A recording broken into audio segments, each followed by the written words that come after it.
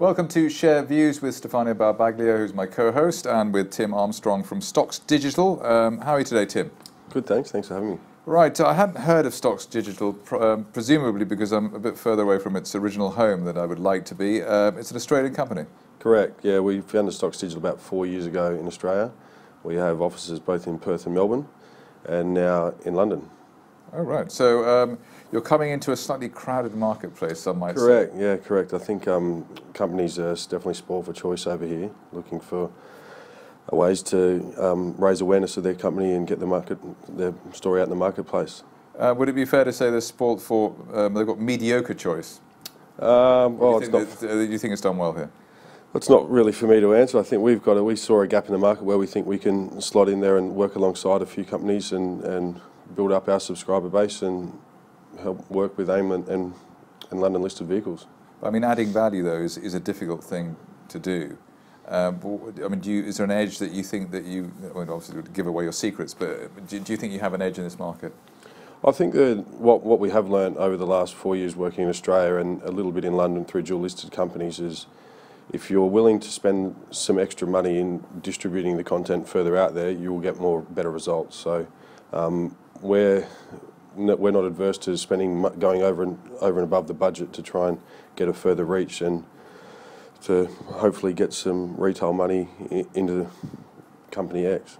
I understand that, but let's talk about the distribution. So I understand you have got different platforms where you are distributing the message, and that's actually one of the strengths of your company, if I'm correct. Correct, yeah. So I think, I don't know the end number, but it would be somewhere about between 3.5 million Aussie dollars we would have spent distributing buying up mailing lists and advertising their content through banner ads on financial websites. So we've compiled a lot of data which would sort of suggest where we get our best bang for buck, if that makes sense. That's a lot of money. I mean, I think the type of money you're talking about there, there's hardly any of your counterparts over here that do that. I mean, typically people doing what you do are mean, and the companies that you're trying to work with are also very mean, or they just don't have the money. Small companies, obviously, they're not flush with cash. How do you get around that problem?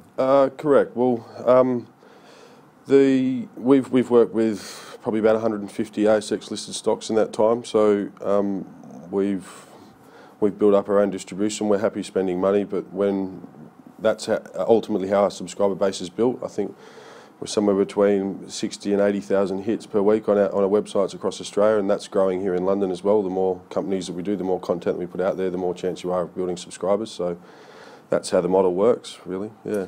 Shall we maybe look at some clients, some dual listed company, that you have helped in Australia and UK? Correct. Yep.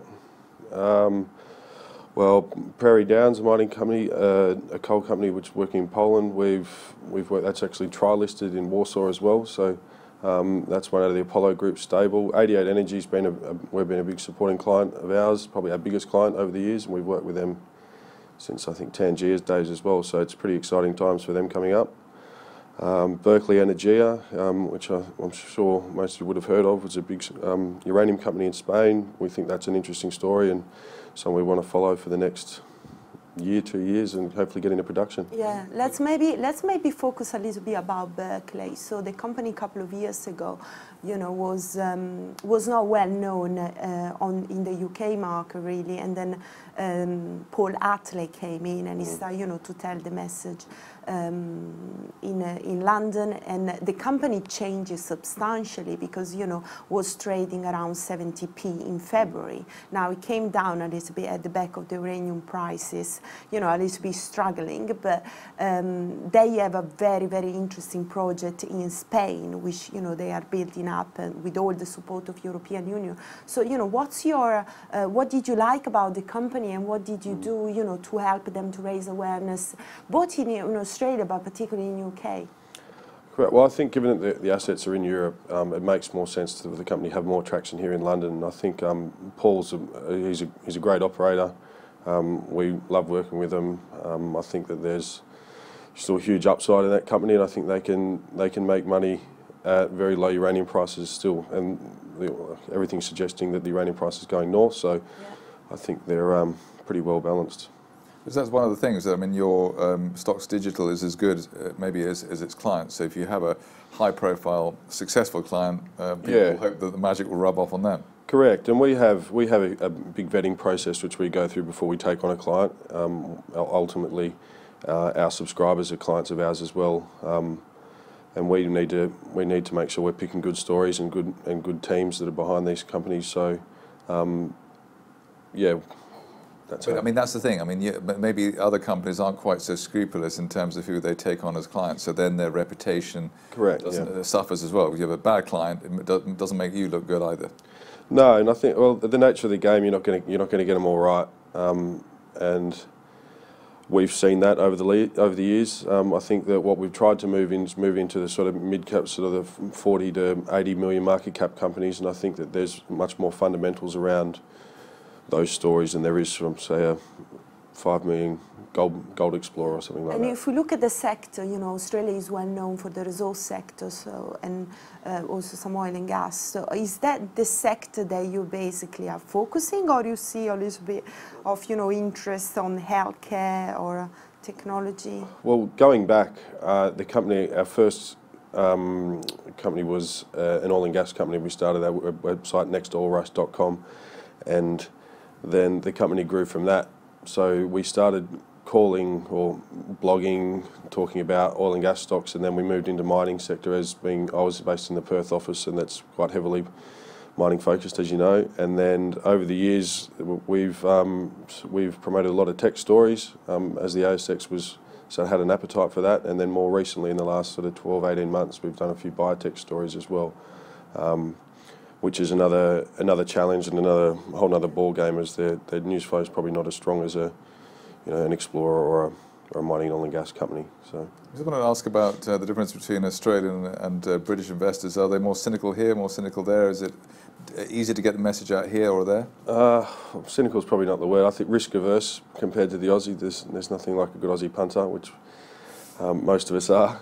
I think that it's been a learning curve for me. There's a lot of little differences in the marketplace here compared to the ASX, so that's taken a bit of getting my head around. But you know, the retail liquidity at the small end of town in Australia is quite remarkable sometimes, and I think we'd like to be a part of that, and would like to think that we've assisted in that in some way. So that's where we sort of see the opportunity in London to repeat the process. Is there anything particular you are bullish on? Commodities, companies. We mentioned Berkeley, you know, maybe pick up your brain on uranium or gold. I'm certainly no commodity specialist. I think that there's some interesting stories out there. I like Solar Oil. I think that they've got this helium thing. That could be something. There's no other company listed in the world, I think, that's working on focusing on helium. So that could be something. Berkeley Energia, I think, they're well placed. That could probably be the next smart investing. You know, the uranium price is still so low. I think the oil and gas market is probably due to head north. I think. I think there's a few companies that are probably undervalued in that sector as well. But you know, these things take time and they take money. All right, just finally, it's been a great start to 2017. Probably one of the best years in the small cap area for a decade or before the financial crisis. Clearly, this would help your business. Do you think it can last? Well, hopefully, yeah. I think we're pretty well placed. We've got a really good business running in Australia, and we want to expand that into here and continue to work with companies and put content out there, and as I said, have some success. Well, hopefully that will be the case. Tim Armstrong from Stocks Digital, thanks for joining us here on ShareViews today. Thanks for having me. Cheers.